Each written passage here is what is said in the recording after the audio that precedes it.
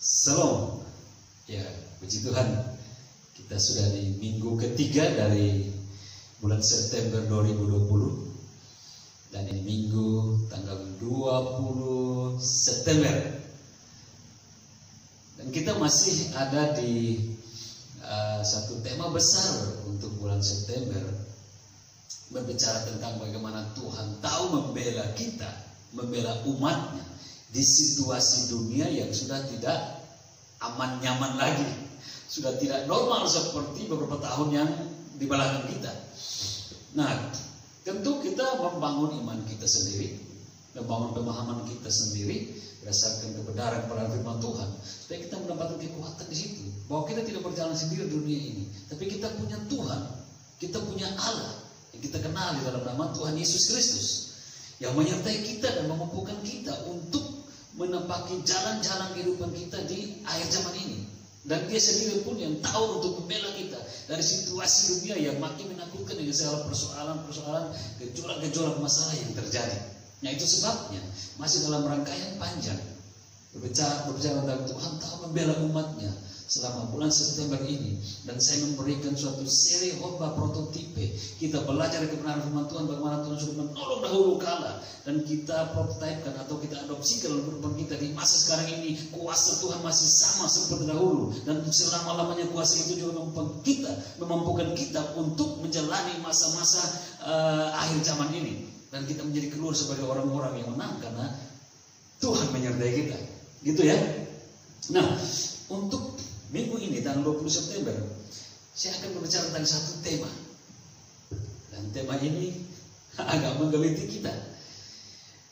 Tema ini yaitu berbicara tentang cuma 300.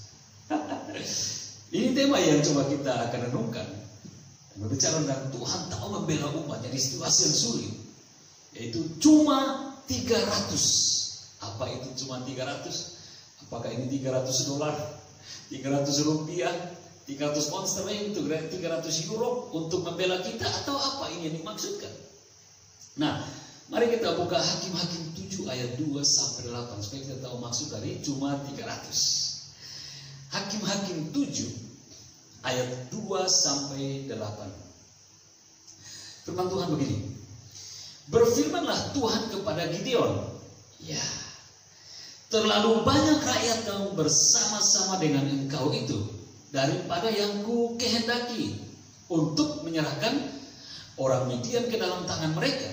Jangan-jangan orang Israel memegah-megahkan diri terhadap aku sambil berkata, tanganmu sendirilah yang menyelamatkan aku.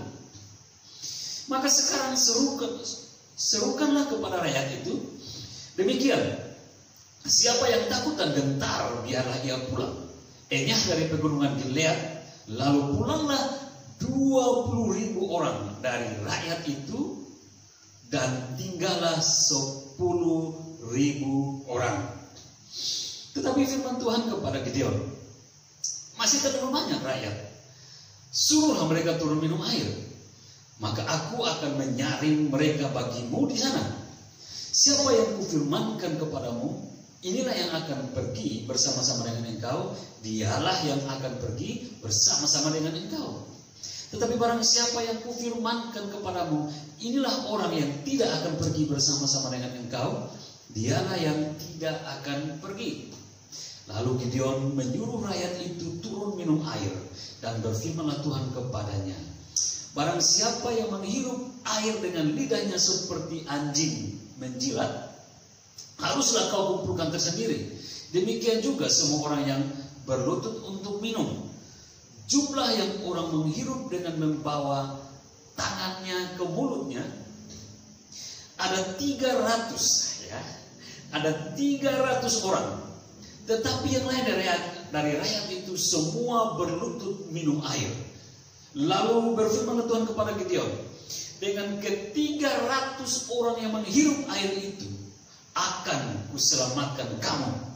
Aku akan menyerahkan orang Midian ke dalam tanganmu. Tetapi yang lain dari rakyat itu semuanya boleh pergi masing-masing ke tempat kediamannya. Ayat 8 terakhir. Dari rakyat itu mereka mengambil bekal dan sangkakala Demikianlah seluruh orang Israel disuruhnya pergi masing-masing ke kemahnya, tetapi 300 orang itu ditahannya. Adapun perkemahan orang Midian ada di bawah. Ya, sampai di situ. Nah, ini yang tadi saya mulai singgung. Cuma 300. Apa sih 300 ini kan gitu ya? Tadi sudah terbaca di dalam firman di Hakim-Hakim tadi. Nah, kita masih dalam perihal berbicara tentang Tuhan tahu membela umatnya. Dan saya coba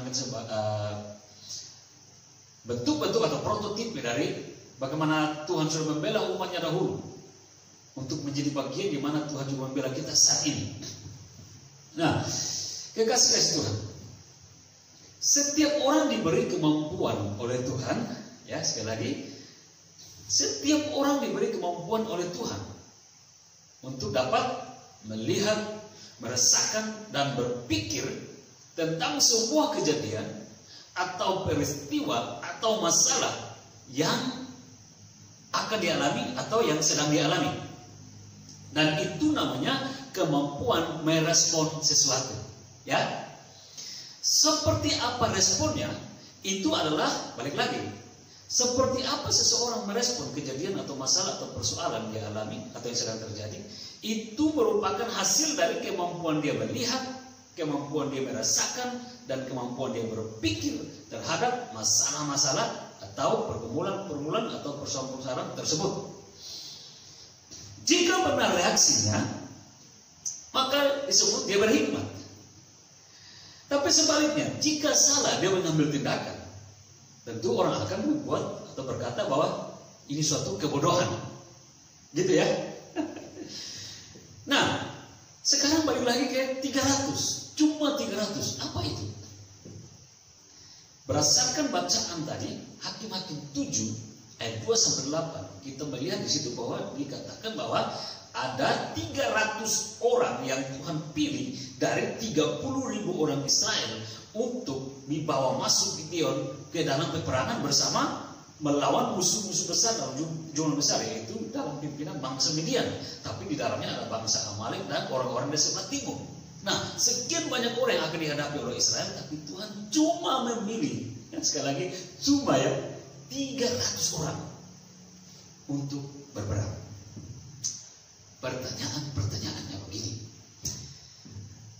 apakah 300 orang berani berperang melawan musuh yang jumlahnya di atas 135.000 lebih orang? Ini pertanyaan pertama. Kalau Bapak Ibu mau jawab, kasih mau jawab. Apakah 300 orang berani melawan musuh yang jumlahnya di atas 135.000 orang? Banyaknya. Beranikah? Anda yang menjawab. Itu pertanyaan pertama. Pertanyaan kedua, apakah 300 orang dapat berperang dan memenangi peperangan itu ketika mereka melawan musuh yang jumlahnya di atas 135.000 orang? Apakah yang 300 dapat memenangkan peperangan itu? Ada yang bisa menjawabnya. Gitu ya. Kekasih-kasih Tuhan yang bisa menjawabnya. Tapi ini pertanyaan-pertanyaan supaya kita mau lihat betapa dasar, hebat, dan ajaibnya, luar biasanya Tuhan membela kita dari hal-hal yang kadang saya sering bilang tidak masuk akal. Dan ini kita sedang menceritakan hal-hal yang tidak masuk akal supaya kita melihat siapakah Allah kita. Ya, secara logika, mungkin Bapak Ibu sudah jawab tadi dalam pikiran Bapak Ibu, ya, dalam perasaan, dalam hati. Tapi saya mau jawab secara umum pada kita. Kalau kita sama, oke. Secara logika, manusia yang masih waras tentu dia akan menjawab tidak. Bagaimana mungkin 300 orang melawan lebih dari 135.000 musuh? Apakah mereka berani? Lalu okelah dipaksa berperang. Meskipun gak berani, dipaksa berperang. Apakah yang 300 bisa memenangkan lawan musuh yang sebanyak itu? logika kita kembali sadar dan waras mengatakan tidak mungkin, kan gitu ya. Orang yang waras menjawab itu. Tapi balik lagi saya bilang, ini sementara saya membawa kekasih-kasih Tuhan berbicara mengenai Tuhan tahu membela umatnya. Apa kaitannya di sini? Artinya bahwa dalam segala hal tidak ada kemustahilan bagi Tuhan. Percaya itu? Sebaliknya yang ada hanyalah keniscayaan di dalam Tuhan. Percaya itu? Mari kita lihat tentang cuma 300 orang. Cuma 300. Nah, ini membuktikan bahwa Tuhan kita, Yesus Kristus, bisa dengan kemampuannya melihat, mengerti, dan peduli akan keadaan kita. Dan yang selanjutnya, selalu bertindak untuk kebaikan kita. Itu Tuhan kita. Ya, ini makin hebat kita pelajari tentang pribadi yang agung ini. Tapi bagaimana kita meresponi semua yang Tuhan izinkan terjadi? Sehingga kita bisa menghadapinya dengan benar dan kemudian keluar sebagai pemenang dalam situasi atau masalah yang berat. Bagaimana kita meresponi? Tadi saya pengantar awal, kita diberikan kemampuan untuk bisa melihat, merasakan, dan berpikir. Nah, akhirnya kalau kita bertindak dengan benar, bertindak dengan benar adalah hasil dari bagaimana kita melihat, merasakan, dan berpikir. Dan itu dikatakan orang berhikmat. Tapi kalau kita salah bertindak, merasakan apa yang kita lihat, rasakan, dan berpikir, disebut dengan sebuah kebodohan. Nah, tentu ini juga balik lagi saya bilang, semua yang terjadi itu berbicara tentang bagaimana kita meresponi semua yang Tuhan izinkan terjadi dalam diri kita. Sehingga respon itu yang buat kita bisa menghadapinya dengan benar dan kemudian keluar sebagai pemenangnya dalam segala persoalan. Belajar dari 300 tentara yang diberikan Tuhan kepada Gideon untuk memenangkan sebuah peperangan besar yang jumlah musuhnya begitu banyak. Ini berbicara tentang apa? Sikap. Ya, kemenangan ini hadir oleh karena sikap. Dan tentu sikap yang berkenan kepada Tuhan dalam menghadapi masalah atau persoalan. Pertanyaannya kemudian, mengapa Tuhan cuma memilih 300 pasukan Israel? Padahal kan awalnya kalau kita hitung ada 30.000 orang. Tapi kenapa Tuhan mengecilkan jumlah itu menjadi 300? Cuma 300 saja dari pasukan Israel yang Tuhan pilih untuk melawan musuh yang jumlah yang begitu banyak. Balik lagi, kalau hitung-hitungan dalam catatan hakim-hakim ini ada 135.000 tentara musuh, bahkan lebih. Ini kan tidak masuk di akal. Kenapa Tuhan mau memilih cuma yang 300? Nah, di pasal 7 ayat 2 ini jawaban Tuhan itu hebat. Tuhan mengenal hati manusia. Tuhan mengenal cara berpikir manusia. Tuhan bagaimana mengenal kedagingan manusia. Manusia sering sombong dan angkuh. Makanya Tuhan bilang begini, kenapa Tuhan cuma pilih 300 orang? Jawabannya, supaya apa? Supaya Israel, kata Tuhan, supaya Israel jangan menjadi sombong. Karena merasa jumlahnya yang banyak, sehingga mampu berperang dan mengalahkan musuh. Nah ini, Tuhan sudah baca situasi itu. Tuhan sudah kenal isi hati orang-orang Israel ini. Makanya Tuhan bilang kecilkan aja jumlahnya. Supaya kalau mereka menang, mereka tahu bahwa itu Tuhan, tangan Tuhan yang menyertai, tangan Tuhan yang berperang. Bukan mereka. Supaya nggak ada alasan untuk mereka jadi sombong. Nah kira-kira ini kita prototipe juga dalam diri kita ya. Hati-hati. Sesuatu yang kita nikmati, sesuatu yang kita punya, sesuatu yang kita hasilkan, atau sekarang ini kita posisi dalam kedudukan seperti apa, di dalam pekerjaan kita, atau kita dalam hal apa berkemenangan. Hati-hati. Jangan dalam kedagingan ini membuat kita menjadi takabur, sombong, angkuh, tinggi hati. Tetap kita merendah. Segala suatu keberhasilan, kesuksesan yang kita raih dalam diri kita bukan karena kemampuan kita, tapi tangan Tuhan yang memberikan semuanya itu begitu, supaya kita tetap rendah hati dan menikmati segala berkat yang berkenan kepada Tuhan. Itu maksudnya. Dan itu yang Tuhan mau, itu yang Tuhan wanti-wanti kepada Israel pada waktu itu. Nah, kalau Tuhan yang berkenan, tidak ada yang mustahil. Amin ya. Sekali lagi, tidak ada kemustahilan di dalam Tuhan. Yang ada hanya apa? Keniscayaan. Segala sesuatu pasti dalam Tuhan. Pasti Tuhan juga yang akan membekali orang-orang pilihannya, sekaligus memberikan kemenangan kepada mereka. Nah, pertanyaan kemudian, seperti apa cara Tuhan memperlengkapi dan memberikan kemenangan kepada orang-orang pilihannya, meski dalam pertempuran atau persoalan atau pergumulan yang besar, sementara orang-orang pilih Tuhan itu kecil? Bagaimana cara Tuhan memperlengkapi mereka? Dan bagaimana cara Tuhan memberikan kemenangan kepada mereka? Pertanyaan itu dalam diri kita. Bagaimana Tuhan memperlengkapi kita dan memberikan kemenangan kepada kita dalam situasi persoalan yang makin genting ini? Di mana-mana ada kematian, dan bisa saja kematian itu bisa merebut kita. Karena di dekat-dekat kita, dahulu mungkin informasi masih kita dengar di televisi, ada kematian COVID sana-sana. Kita masih santai-santai aja. Sekarang udah dekat-dekat kita. Kalau dalam komplek perumahan, di dalam satu klaster kita sudah ada. Nah, bagaimana ini? Bagaimana cara Tuhan memperlengkapi kita dan tetap berkemenangan untuk menghadapi situasi ini? Tambah lagi dalam situasi mulai bunyi-bunyi, masalah ekonomi juga makin juga apa? Mulai juga bergejolak. Bagaimana kita yang tidak ada apa-apanya ini? Bagaimana kita yang kecil ini? Bagaimana menghadapi situasi kalau terjadi krisis? Nah, ini semua pertanyaan-pertanyaan yang memang sudah hadir persoalan ini di depan mata. Nah, kita mau tahu bagaimana Tuhan mampu membela kita. Dari 300, cuma 300 Tuhan berikan kemenangan yang hebat. Pertanyaan ini muncul supaya kita kasih jawabannya, kita dapat jawabannya dan melihat bagaimana Tuhan itu luar biasa. Seperti apa cara Tuhan memperlengkapi kita untuk mengatasi semua persoalan dan persoalan-persoalan yang sudah di depan mata ini, dan bagaimana Tuhan membawa kita dalam kemenangan. Sebuah prototipe dari cuma 300 kasus hakim-hakim. Jawaban pertama, lihat pertama, yaitu satu, perihal berani. Ayat 3 dari pasal 7 tadi dikatakan, Gideon, masih terlalu banyak rakyat yang ikut kamu. Sekarang tantang mereka. Siapa yang berani yang maju?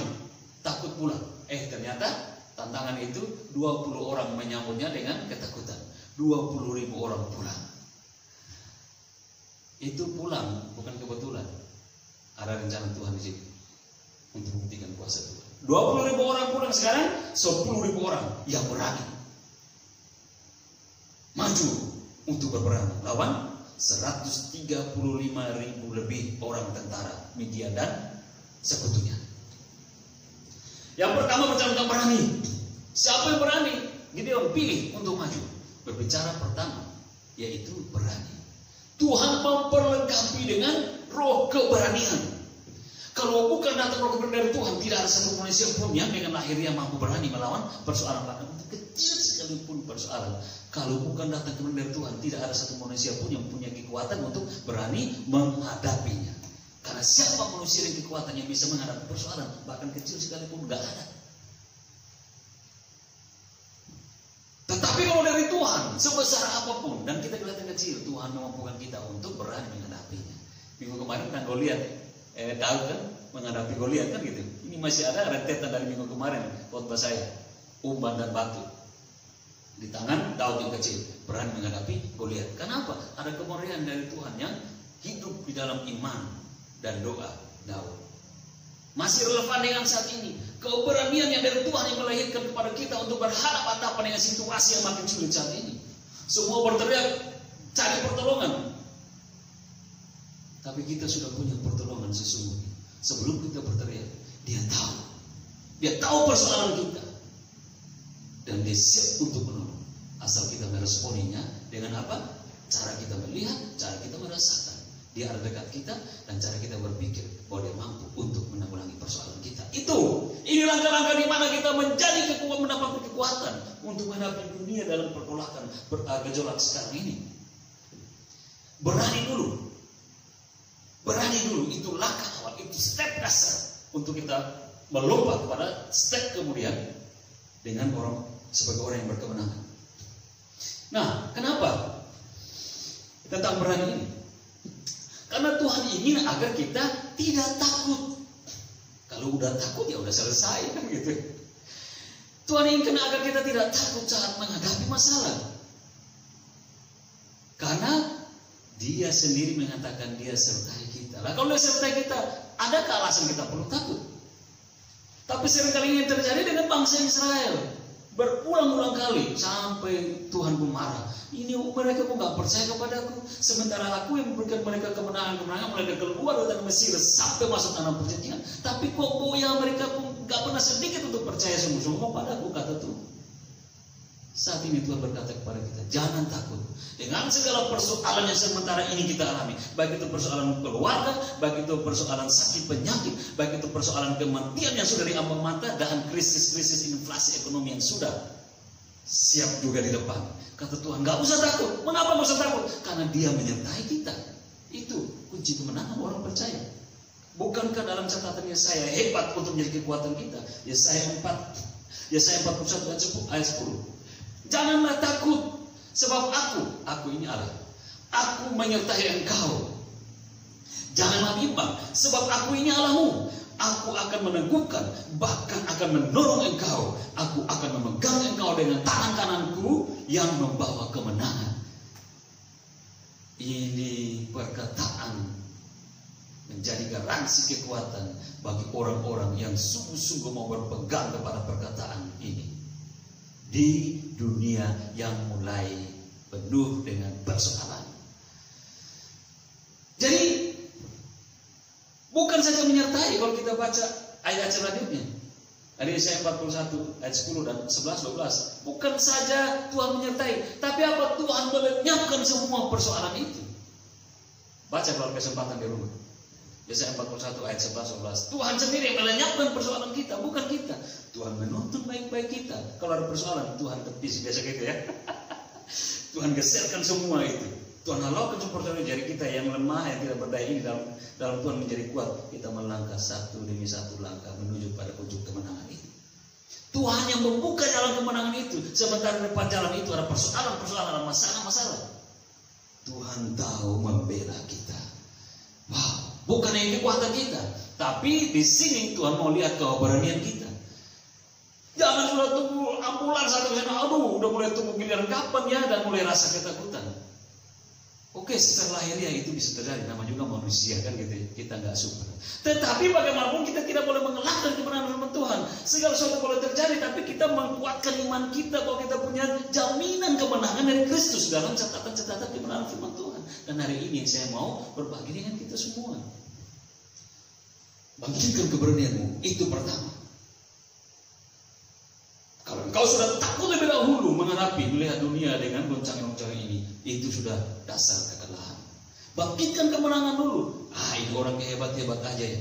Orang kaya pun mati, orang kaya pun menjadi bangkrut, orang hebat pun kolaps menjadi masalah. Dia lagi ada apa sih? Boleh. Dunia mengukur begitu, tapi dunia tidak tahu apa yang dalam diri orang percaya. Kan gitu ya? Karena kita hidup sampai saat ini, kita masih lolos dari maut COVID, kita masih lolos dari segala resesi. Itu karena kebenaran janji firman Tuhan dalam diri kita. Dan kita tidak mau bangga akan itu dan menguatkan keberanian iman kita. Kita yang salah, kita termakan dengan keperkataan orang. Lu ada apa? Tuh lihat orang-orang kaya di sana, tuh lihat pejabat-pejabat di sana, tuh lihat orang-orang di sana pun mengalami persoalan dan mereka pun bisa stres dan mati. Itu urusan dia. Urusan kita orang beriman dengan Tuhan berdasarkan pegangan janji kebenaran firman Tuhan. Lah kita mau kalah berdasarkan penilaian dunia atau kita mau menang dengan perkataan Tuhan? Itu ada pada pilihan kita sendiri. Tadi saya mengawali dengan apa? Tuhan kasih kemampuan pada setiap orang untuk apa? Dalam meresponi segala sesuatu. Kemampuan untuk melihat, merasakan, berpikir. Malah kita melihat baik-baik masalah ini, malah kita merasakan semua persoalan ini, mari kita berpikir dengan benar yang daripada hikmat Tuhan. Bukan perkataan dunia yang buat kita penuh dengan pikiran dan menggerogoti perasaan kita dan mengalami ketakutan. Bangkitlah, bangunlah dalam keberanian. Itu tidak datang dari dunia ini. Itu datang dari Tuhan. Sehingga bukan orang kaya yang punya hak memiliki keberanian ini saja. Orang miskin semiskin sekalipun. Ini bukan orang berintelektual tinggi yang punya berhak memiliki keberanian ini. Orang yang bodoh-bodoh sekalipun, kalau dia percaya pada Yesus, dia memiliki itu. Gak usah ragu. Dan tentu orang-orang yang beranilah, sekali lagi, dan orang-orang yang beranilah yang sanggup menghadapi persoalan, badai pencobaan, badai pergolakan, badai pergumulan, dan badai masalah. Orang-orang yang berani yang menghadapi itu. Bukan orang pengecut, bukan orang-orang pecundang. Sekali lagi, ini tidak berbicara tentang uangmu berapa banyak, senjatamu berapa canggih, otakmu berapa pintar, tapi berbicara tentang imanmu seberapa teguh di hadapan Tuhan. Itu. Maka kemudian tampillah 10.000 orang terpilih untuk mendampingi Gideon berhadapan-hadapan dengan Midian, Amalek, dan orang-orang dari timur dengan jumlah yang sangat banyak itu.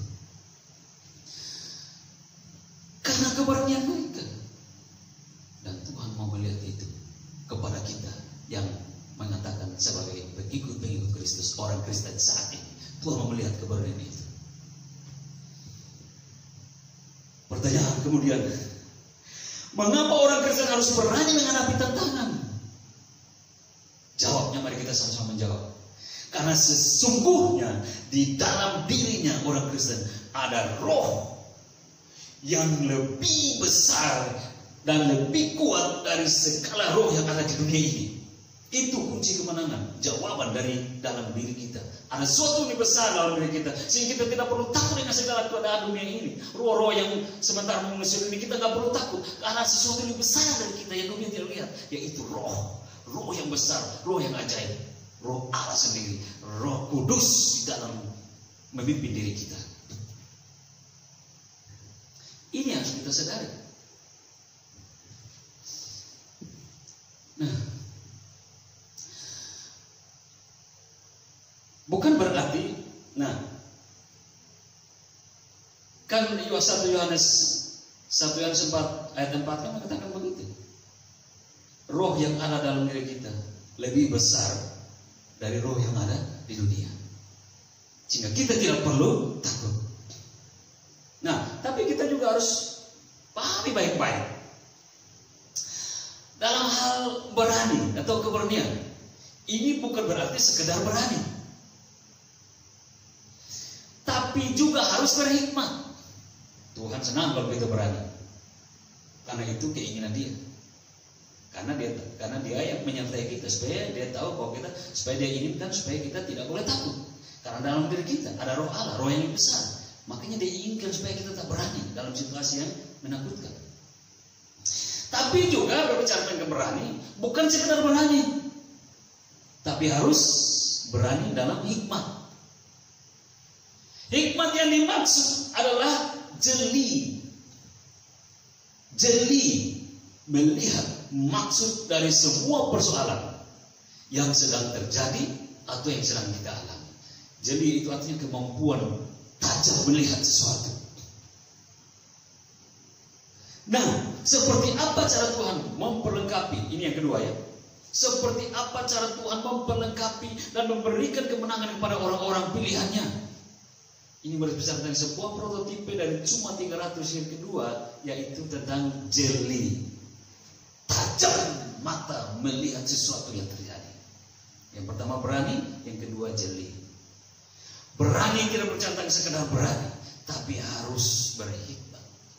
Berhikmat di sini fokus kepada bagaimana kemampuan kita melihat sesuatu masalah yang sedang terjadi. Itu yang saya bilang dalam kesimpulan jeli. Seperti Kaleb dan Yosua saat melihat daerah pantauan mereka, yang nanti mereka akan masuk ke daerah itu.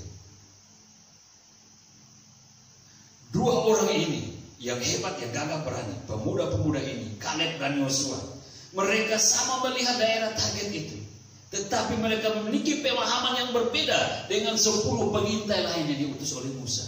Jadi sebelum mereka menduduki daerah Kanaan itu, Musa utus ada 12 pengintai. Pergi dulu ke sana. Lihat daerah yang kita akan masuk tanah perjanjian itu. 12 orang pergi. Selama 40 hari mereka mengintai daerah itu.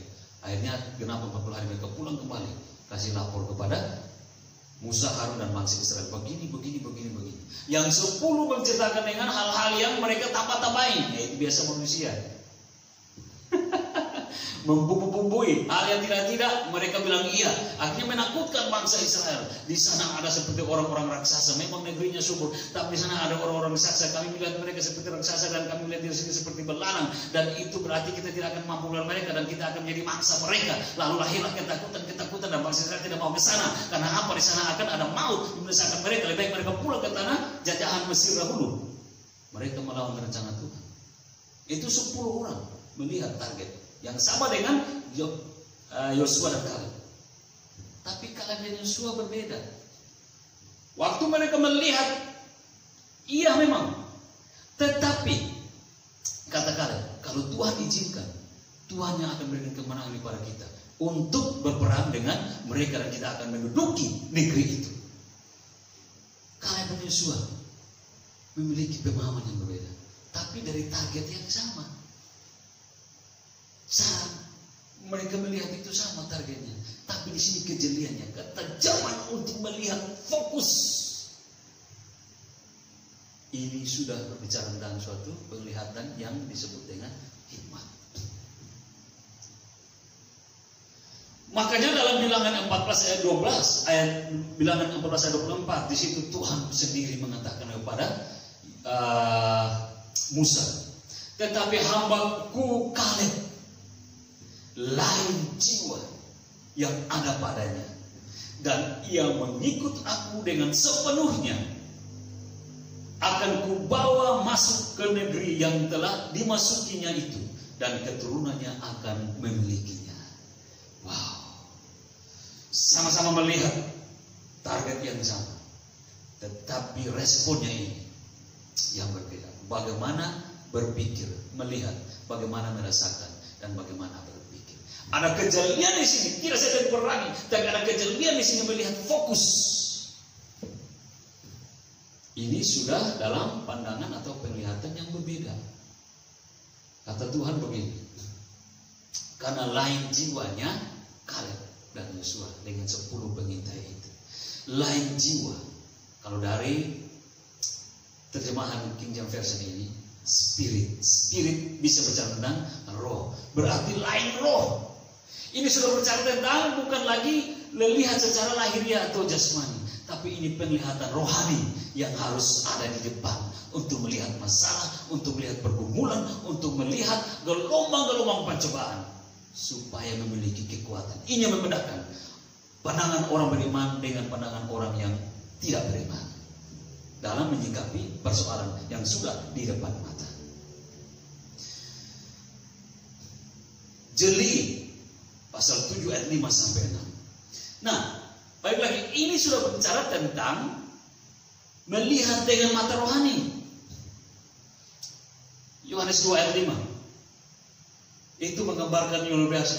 Orang tidak berpikir ada penolong di situ. Sehingga ketika mereka menghadapi masalah, mereka mulai gerasa gerusuk, ketakutan, khawatir. Tapi mereka tidak tahu bahwa di dalam persoalan itu, kalau orang percaya mengenai persoalan, di situ pun ada pertolongan.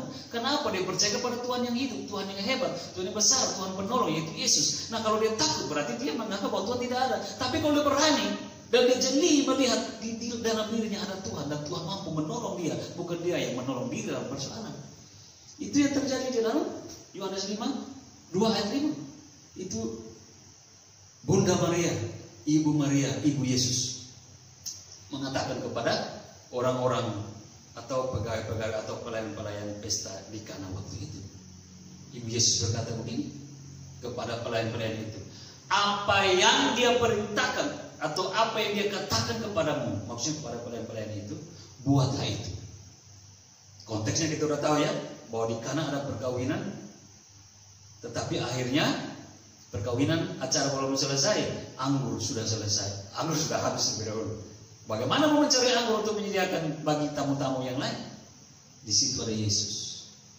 Maria melihat Yesus dengan iman. bahwa Yesus adalah Allah yang memiliki kuasa di atas segalanya. Apapun yang Yesus katakan itu pasti terjadi. Ini persoalan habis anggur di pesta jamuan perkawinan. Di sana adat sana harus ada anggur. Kalau tidak, itu akan mempermalukan Tuhan pesta. Tetapi puji Tuhan, di situ ada Allah yang menjadi jawaban dalam setiap persoalan. Tetapi itu juga harus direspon dengan keberanian dan jeli melihat tentang kuasa Tuhan untuk menolong. Maria menjadi wakil kita untuk bagaimana berani menghadapi persoalan dan jeli melihat bahwa Tuhan sanggup mengatasi persoalan itu. Maria bilang kepada orang-orang itu, apa yang nanti Yesus katakan, lakukanlah. Dan kemudian Yesus katakan, bilang, isilah tempayan-tempayan itu sampai penuh dengan air pembasuh itu. Mereka juga tidak bertanya-tanya, mengikutinya. Ini jeli di sini artinya melihat situasi persoalan bukan dengan lahiriah kita. Kalau melihat dengan mata jasmani lahiriah kita itu akan memancing atau menimbulkan ketakutan. Tapi kalau kita sanggup jeli melihat dengan mata rohani, balik lagi saya bilang kemarin di persoalan Daud dan Goliat. Saul dan 3 kakaknya bahkan orang Israel melihat Goliat ketakutan karena apa? Terlalu besar Goliat itu dan hebat dan mereka tidak mampu melawan. Tapi lihat, sama-sama melihat kepada musuh yang sama besar, hebat, sangar dan menakutkan. Tapi perbedaannya, Daud berbeda. Dia melihat dengan jeli ketajaman mata rohaninya, tidak ada apa-apanya dibanding dengan umpan dan batu yang Tuhan kasih untuk berperang. Pemecahan masalah yang singkat, tepat, dan memenangkan, gitu ya. Ini hal-hal yang mungkin kita harus terus belajar dalam situasi dunia makin begini. Ya, siapa tahu semua keadaan dunia makin mencekam ini, Tuhan mau supaya kita belajar mengenal Dia. Di situasi COVID yang sudah dekat-dekat, di situasi resesi ekonomi yang sudah dekat-dekat, di situasi persoalan pekerjaan yang sudah mulai terancam, perumahan, PHK dan lain sebagainya. Tuhan mungkin jika itu kita belajar tentang pribadi Dia yang hebat, yang sanggup membela kita. Akhirnya terpilih cuma 300 orang dari 10.000 orang. Itu tadi berani, oke. Tapi tidak sekedar berani, harus jeli melihat persoalan dia lagi. Artinya harus melihat persoalan itu dengan mata rohani, tidak saja mata jasmani. Lihat, ada 10.000 orang terpilih karena berani. Tapi ada perbedaan, tidak cukup berani, harus memiliki rohani yang tepat di hadapan Tuhan. Akhirnya 9.700 orang tersingkir karena hanya modal berani. 300 yang terpilih karena mereka memiliki ketajaman mata rohani yang tepat yang berkenan kepada Tuhan, dan Tuhan pilih mereka. Cara mereka Tuhan memilih seberapa diuji. Pasal 7 ayat 5-6. Hai Gideon, suruh mereka turun. Saya mau saring lagi mereka. Saya mau memilih mereka lagi. Lihat, bawa ke sungai, mereka minum seperti apa? Kalau yang minum seperti cara anjing minum, yaitu menaruh tangan dan menjilatnya, pisahkan. Dan yang minum seperti orang bodoh, taruh kepala langsung minum ke sungai, pisahkan. Dan yang minum seperti cara anjing minum, yaitu menjilat, dipisahkan, dan ada 300. Ini yang dipilih. Ini bukan menurunkan derajat manusia dia harus menjadi anjing, bukan. Tapi Tuhan mau melihat sesuatu yang cara bagaimana tepat, terukur, yang seperti Tuhan mau. Dan itu ada 300 orang ini. Berbicara tentang kejelian, ketajaman untuk melihat persoalan. Akhirnya cuma 300 ini yang terpilih. Karena apa?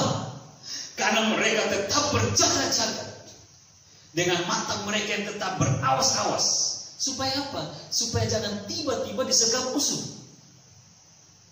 Supaya jangan dengan tiba-tiba disergap musuh. Dari mereka memiliki kemampuan untuk untuk berjaga-jaga, berawas-awas. Demikian juga seharusnya ini prototipe kepada kita, bahwa dalam segala keadaan dunia makin menakutkan, dengan persoalan-persoalan mulai terjadi yang tidak normal, dengan persoalan, dengan bencana, dengan wabah-wabah yang sudah dekat menerjang kita. Kita harus berawas-awas, tidak saja berani, tapi harus berawas-awas. Supaya apa? Jangan kita ditelan atau dikalahkan dengan mudah oleh gelombang-gelombang persoalan tersebut. Matius 26 ayat 41 kan gitu. Berjaga-jagalah dan berdoalah supaya kamu jangan jatuh ke dalam pencobaan. Roh memang penurut, tetapi daging lemah. Ini awas-awas yang Tuhan katakan kepada kita. Harus berawas-awas, harus jeli melihat persoalan ini, supaya jangan kita ya santai-santai aja. Bukan begitu. Artinya bukan tidak takut, tapi kita bangun iman kita untuk berawas-awas mengatasi semua persoalan yang sudah di depan mata ini. Makin dekat dengan Tuhan maksudnya, makin jeli melihat persoalan ini, makin dekat dengan Tuhan, bukan makin menjauh. Makin dekat dengan Tuhan itu apa? Bangun hubunganmu, makin erat dengan Tuhan, berdoa, beribadah, ada kesempatan melayani, melakukan apa yang benar ya Tuhan. Jadi jangan sampai tidur dan tenggelam dalam kesibukan dan ketidakpekaan kita akan tanda-tanda akhir zaman. Hati-hati. Dan akhirnya kita didapati bahwa itu tadi kita terbuang seperti 9.700 orang yang dibuang. Yang tadinya berani tapi juga terbuang karena tidak jeli. Karena apa? Tapi tidak terpilih karena mereka cuma minum. Mereka menunjukkan minum seperti orang bodoh yang tidak mengetahui bahwa udah musuh di depan. Menunjukkan bahwa mereka tidak siap dipakai untuk berperang. Nah, sekarang mau masuk yang ketiga. Seperti apa cara Tuhan memperlengkapi dan memberikan kemenangan kepada orang-orang pilihannya? Masih tentang sebuah prototipe dari cuma 300. Yang ketiga berbicara tentang persiapan. 9.700 orang tadi tidak dipilih karena berbicara tentang persiapan mereka tidak bagus. 300 orang terpilih karena persiapan mereka yang bagus. Yang ketiga berbicara tentang persiapan. Pasal 7 ayat 7 dan 8. Persiapan berperang melawan masalah atau pergumulan. Ini berbicara tentang itu. Sekarang kita pakai satu contoh aja. Misalnya COVID-19. Ini kan sudah memantah kita kan. Bagaimana persiapan kita? Ada 3. Persiapan fisik, mental, dan rohani. Fisik seperti apa? Anjuran pemerintah 3M.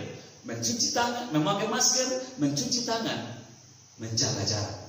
Itu secara fisik, persiapan kan gitu ya. Tuhan masih kasih cara mudah kepada kita untuk mengalahkan maut yang besar ini. Artinya masih ada Tuhan untuk siap membela kita dengan cara yang sangat mudah. 3M, memakai masker, mencuci tangan, menjaga jarak.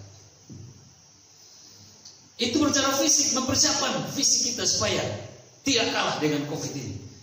Sekarang yang kedua, mental. Apa itu? Mental yang kedua, Amsal 17 ayat 22. Apa itu? Untuk mental, hati yang gembira adalah obat. Yang manjur, semangat yang patah mengeringkan tulang. Ini untuk mental. Untuk mental, persiapan kita. Kita tak bisa berhadapan dengan COVID tanpa memiliki mental yang kuat. Kita udah melihat ambulans, kita berpikir kapan kita kan gitu ya. Tapi walaupun kita mendengar semua ancaman terdekat kita berpikir kita punya kekuatan dalam Tuhan. Bangkitkan semangat imanmu dan itu menjadi kegairahan hidupmu. Karena apa? Hati yang gembira merupakan obat yang manjur, lebih dari segala vaksin yang mungkin sementara dicari. Tuhan sudah kasih vaksin yang hebat, hati yang gembira. Dan itu perkataan Tuhan, Tuhan yang akan membela. Kemudian persiapan apa? Rohani. Persiapan rohani ini mantap punya. Kisah Rasul 22 ayat 16. Ini berbicara tentang apa? Persiapan diri. Kalau kita lihat ancaman sudah depan, maut, kebinasaan udah depan kita. Ya udah, persiapan diri yang baik-baik secara rohani. Apa itu? Bertobat, sadarlah dan bertobat dari segala kejahatan yang engkau sedang lakukan. Itu Kisah para Rasul 20 ayat 16 kan dikatakan apa? Dan sekarang mengapakah engkau masih ragu-ragu? Bangunlah, berilah dirimu dibaptis dan dosa-dosamu disucikan sambil berseru kepada nama Tuhan. Itu perkataan Ananias kepada Saulus ketika Tuhan memakai dia. Bertobatlah kamu, berilah dirimu dibaptis supaya Tuhan pakai kamu. Ketika kita menyadari keadaan yang mulai dunia ini dalam ketakutan, Jangan makin jauh dari Tuhan. Jangan makin buat kejahatan. Saya belum pernah buat kejahatan. Saya coba dulu sebelum mati. Saya mau lakukan dulu. Itu salah. Ini waktunya persiapkan diri. Tiba-tiba maut itu datang. Kau dalam melakukan hal yang jahat. Aduh, ngeri.